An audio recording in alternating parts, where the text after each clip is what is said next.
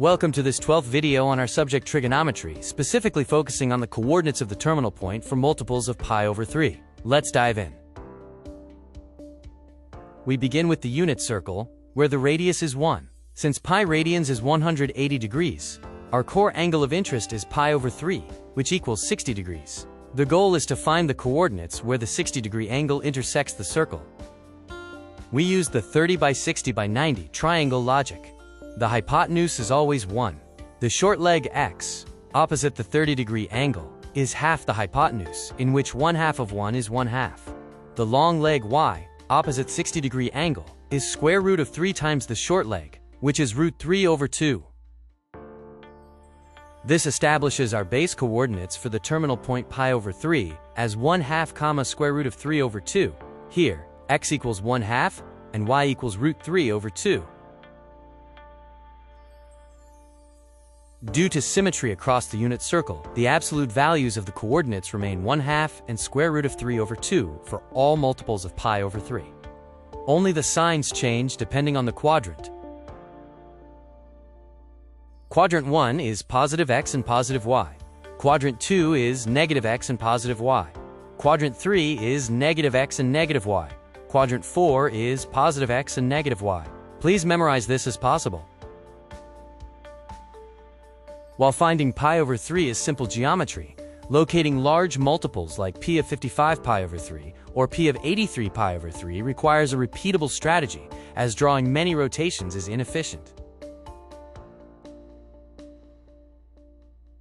Our strategy is divide and conquer. Take the improper fraction, like 55 pi over 3, and divide 55 by 3.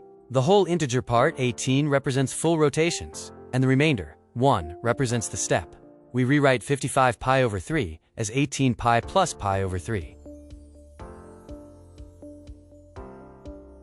The integer part of pi determines the starting position. Even multiples of pi start at the positive x-axis, and odd multiples of pi start at the negative x-axis. Think of this as your base camp.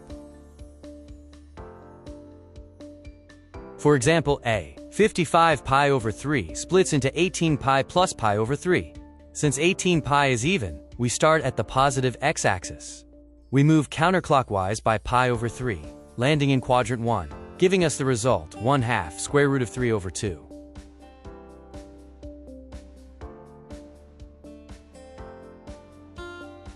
Example B. 83 pi over 3 splits into 27 pi plus 2 pi over 3.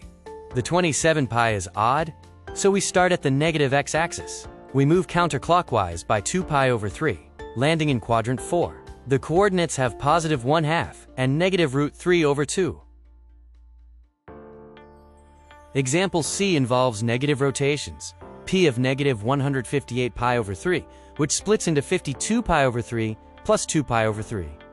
52 pi is even, so we start at the positive x-axis. The negative sign means we move clockwise. Moving 2 pi over 3 clockwise lands us in quadrant 3, resulting in negative 1/2 and negative root 3 over 2.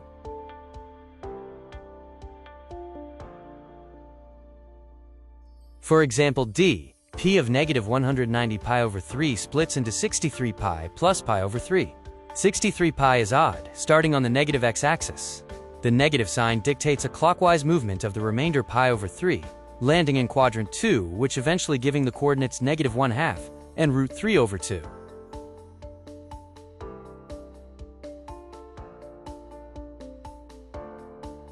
Here is the master cheat sheet.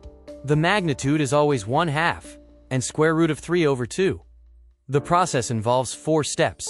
Divide, locate the start based on even or odd pi, determine the direction of the remainder based on the sign, and confirm the final signs based on the quadrant where it terminates. That's it. Here is a quick visual summary of what we have covered today. Take a shot and see you on the next explainer.